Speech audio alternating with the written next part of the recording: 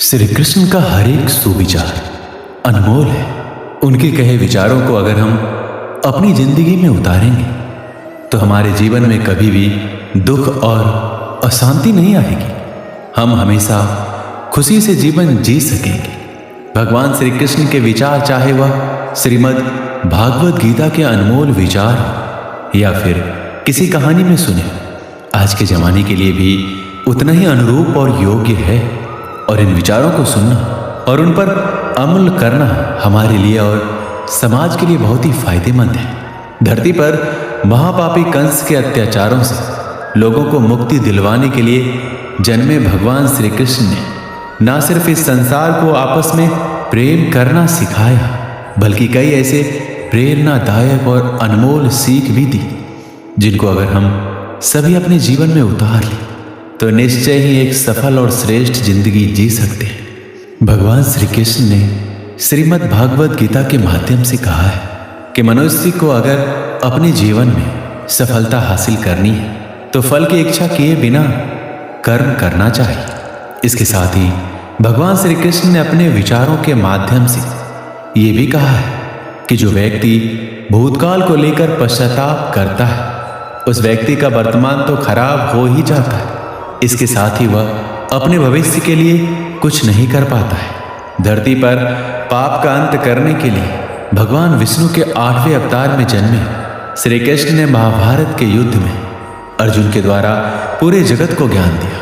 भगवान श्री कृष्ण ने अपने सर्वश्रेष्ठ सुविचारों के माध्यम से मनुष्य को बताया कि अपने अशांत मन को व्यक्ति अभ्यास के माध्यम से किस तरह अपने वश में कर सकता है, क्योंकि जो व्यक्ति अपने मन को काबू में नहीं करते उनके लिए वह दुश्मन की तरह काम करता है।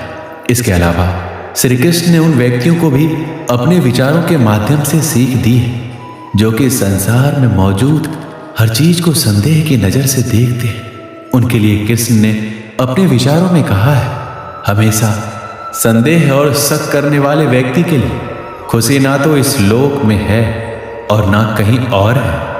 इसलिए मनुष्य को अपने संदेह की प्रवृत्ति छोड़ देना चाहिए। वो महाभारत का युद्ध जो दुनिया का सबसे बड़ा युद्ध माना जाता है, उस वक्त जरा सोचिए कि सबसे ताकतवर सेनाओं से आमने सामने लड़ने के लिए खड़े हर शख्स की मानसिकता क्या होगी। मारना या मरना ही एकमात्र विकल्प था, कोई अन्य विकल्प नहीं था। क्या आपको लगता है कि ऐसी परिस्थितियां और माहौल में ठंडे दिमाग से किसी से बात करना और मार्गदर्शन करना संभव है? ज्ञान की बातें कहना तो दूर, एक शब्द भी बोलना असंभव है। ऐसी परिस्थितियों में बात करने के लिए आपको अत्यधिक साहस, दृढ़ विश्वास, शांत दिमाग और शांत हृदय की आवश्यकता होती है, जो केवल परमेश्वर सर्वोपरि ही ऐसा कर सकते हैं। यह मुख्य बात यह है कि आपको जीवन में सबसे प्रतिकूल परिस्थितियों का सामना करना पड़ेगा। यह आपको विचारहीन, निःशब्द और क्रियाहीन बना देगा। आपकी भावनाएं नियंत्रण से बाहर हो जाएगी।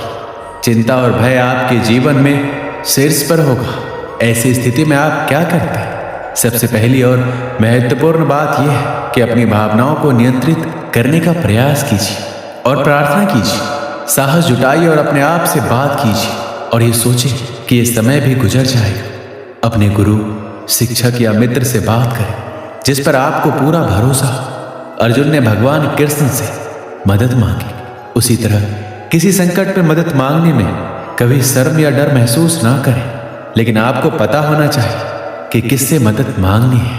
श्री कृष्ण कहते हैं, मोह एक ऐसी बुराई है जिसकी वजह से व्यक्ति सही गलत का अंतर नहीं समझ पाता है। मोह में फंसा व्यक्ति हमेशा अशांत ही रहता है। महाभारत में धृतराष्ट्र अपने पुत्र दुर्योधन के मोह में फंसे हुए थे। मोह की वजह से वो लगातार दुर्योधन की गलतियां नजरअंदाज करते रहे। इसका नतीजा ये हुआ कि पूरा कौरव वंश ही खत्म हो गया। जीवन में सुख शांति चाहते हैं तो अत्यधिक मोह से बचना चाहिए। मोह की वजह से ही जीवन में दुख आते हैं। मोह घर परिवार से हो सकता है, सफलता का मोह हो सकता है, सुख सुविधा और मान सम्मान का मोह हो सकता है। जहां मोह रहेगा वहां दुख तो अवश्य आएगा। मोह जब सफल होता है तो दुख मिलता है और जब असफल होता है तब भी दुख ही मिलता है। श्री कृष्ण कहते हैं, जब कोई मोह त्याग देता है तो उसे मेरी कृपा मिल जाती है। मोह रहित व्यक्ति परम आनंद प्राप्त करता है, इसलिए मोह का त्याग करना चाहिए और जो हमारे पास है उसी में संतुष्ट रहना चाहिए। ज्यादा पाने का मोह रहेगा तो दुख का बढ़ना तय है। जब कोई हमारे सुख दुख का कारण बन जाए तो हमें समझ लेना चाहिए कि हमने खुद ही उन्हें अपने दुख का कारण बनने के लिए आधार दिया है। कोई भी वस्तु, व्यक्ति या अवसर हमें तब तक दुखी या सुखी नहीं बना पाते जब तक हम उन वस्तुओं को, व्यक्तियों को या अवसरों को प्रभावित करने नहीं देते। ये भी एक सत्य है कि हमें दुख भी उन्हीं से होता है जिसे हम सबसे अधिक प्रेम करते हैं, क्योंकि उनके द्वारा की गई आलोचना या तिरस्कार हम सहन नहीं कर पाते। कभी कभी जरूरत से ज्यादा अपेक्षाएं रखना कहीं ना कहीं हमारे दुखों का कारण बन जाती है। हम दूसरों को देखकर भी दुखी हो उठते हैं। उसके पास इतना कुछ है, हमारे पास क्यों नहीं? इन सब बातों के कारण हम अपने आप को दुखी कर बैठते हैं। जो कुछ हमारे पास है उससे हम संतुष्ट नहीं होते। हम बिना पंख के ही उड़ना चाहते हैं। हमारे दुखों का मूल कारण अज्ञानता, आसक्ति, अभाव है। जो व्यक्ति इन 3 कारणों पर विजय पा लेता है वह कभी दुखी नहीं होता है। भगवान ने जो कुछ दिया है उसी को भगवान का प्रसाद मानकर अगर वो संतुष्ट रहता है तो दुनिया का कोई भी शक्ति उस व्यक्ति को दुखी नहीं कर सकता। हमारे विचार ही तो हमें सुखी और दुखी बनाते हैं। दुखी व्यक्ति हमेशा तनावग्रस्त रहता है। दुखी व्यक्ति न जाने कितनी बीमारियों का शिकार हो जाता है। जिस व्यक्ति के विचार हमेशा उसके अनुकूल है वह कभी दुखी नहीं होता है, लेकिन प्रतिकूल विचारों वाला व्यक्ति हमेशा दुखी रहता है। दुखी व्यक्ति अपने दुखों का कारण किसी व्यक्ति, वस्तु को देता है।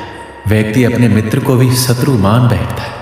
अगर कोई व्यक्ति दुख रूपी दलदल से बाहर निकलना चाहता है तो हमेशा ध्यान करना चाहिए। कभी ना बुरा देखे, ना बुरा सोचे, ना बुरा बोले तो वह ही दुख रूपी सागर से बाहर निकल सकता है। कई बार हमारा अधिक बोलना भी हमारे दुखों का कारण बन जाता है।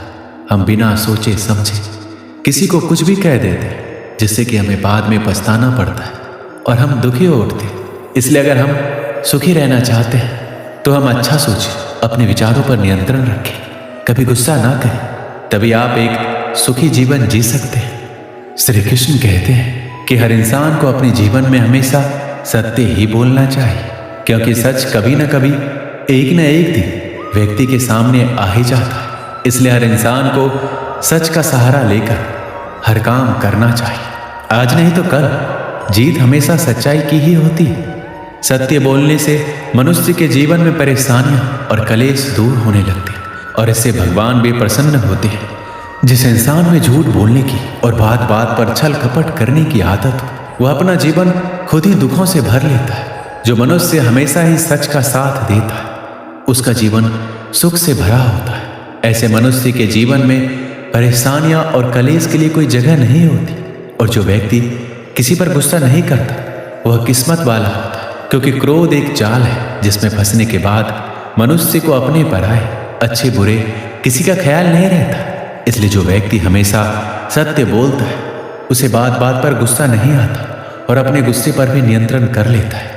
एक बार की बात है, एक व्यक्ति अपने गुरु के पास आया और बोला, गुरुदेव, दुख से छूटने का कोई उपाय बताइए। शिष्य ने थोड़े शब्दों में बहुत ही बड़ा प्रश्न किया था। दुखों की दुनिया में जीना, लेकिन उसी से मुक्ति का उपाय भी ढूंढना बहुत मुश्किल सवाल था। गुरु ने कहा, एक काम करो, जो आदमी सबसे सुखी है उसके पहने हुए जूते लेकर आओ, फिर मैं तुझे दुख से छूटने का उपाय बताऊंगा। शिष्य चला गया। एक घर में जाकर पूछा, भाई तुम तो बहुत सुखी लगते हो, अपने जूते सिर्फ आज के लिए मुझे दे दो। उसने कहा, कमाल करते हो भाई, मेरा पड़ोसी इतना बदमाश है कि क्या कहूँ। ऐसी स्थिति में मैं सुखी कैसे रह सकता हूँ, मैं तो बहुत दुखी इंसान हूँ। वह दूसरे घर गया। दूसरा बोला, अब क्या कहूँ भाई, सुख की बात ही मत करो, मैं तो पत्नी की वजह से बहुत परेशान हूँ। ऐसी जिंदगी बिताने से अच्छा है कि कहीं जाकर साधु बन जाओ। सुखी आदमी देखना चाहते हो तो किसी और के घर पर जाओ। वह तीसरे के घर गया, चौथे के घर गया।